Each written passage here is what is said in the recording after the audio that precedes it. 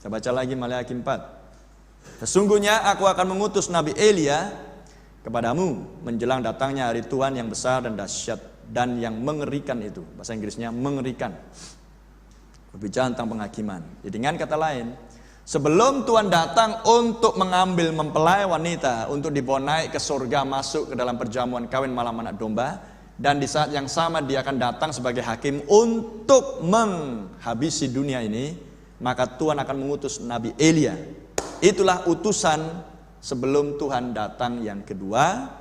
Dan tentang utusan ini, kembali ke 1 Tesalonika 4. 1 Tesalonika 4. Pelayanan utusan ini menggenapkan bagian yang pertama dari turunnya Tuhan dari surga, yaitu adalah seruan, shout. For the Lord himself shall descend from heaven with a shout. Sebab Tuhan sendiri akan turun dari surga dengan suatu seruan. Terjemahan bahasa Indonesia tidak seperti ini. Terjemahan bahasa Inggris yang asli urutannya jelas. Shout, seruan, voice of the archangel, suara penghulu malaikat, dan and with the trump of God, dan dengan sangkakala Allah. Bahasa Indonesia terbolak-balik. Makanya banyak orang Kristen di Indonesia pun gak tahu memahami Alkitab dengan baik. Taunya hanya kata gereja. Kata Alkitab tak pernah tahu. Saya tidak salahkan penerjemah, tapi puji Tuhan Roh Kudus mengkoreksi apa yang keliru. Apa yang dilakukan oleh para penerjemah Alkitab sudah sangat bagus, oleh pertolongan Tuhan juga.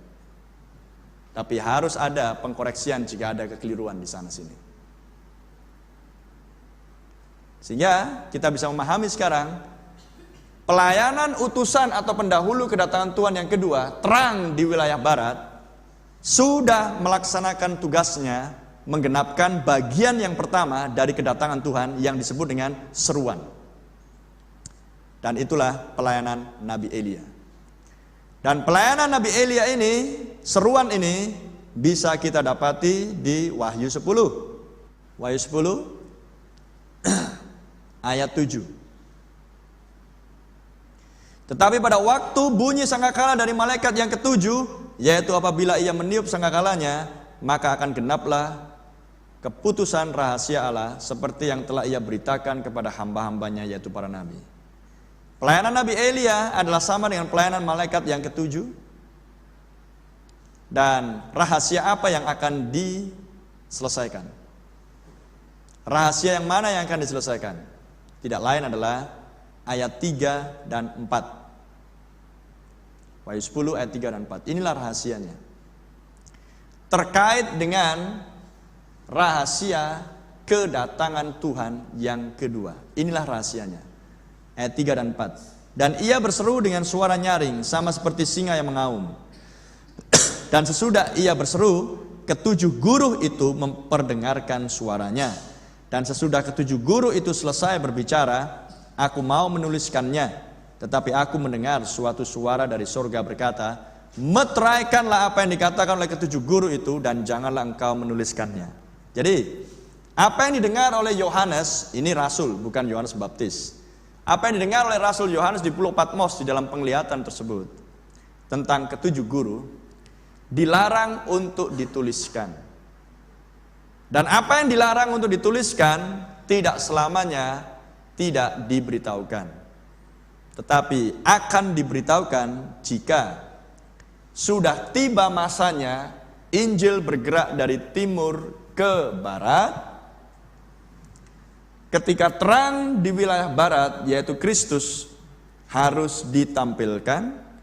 Dan kepada utusan terang itu, yang adalah Nabi Elia atau malaikat yang ketujuh, rahasia kedatangan itu diberikan dengan diberitahukan apa isi dari ketujuh guru itu.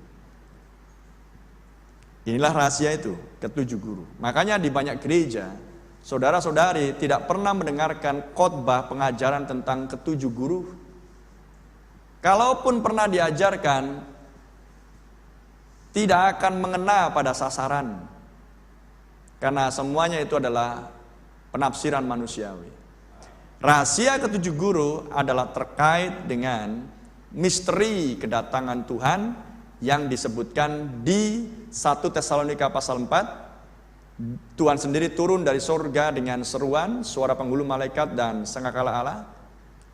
Dan misteri kedatangan Tuhan ini terkait dengan janji nubuatan di Zakaria 14 ayat 7 akan tampilnya terang.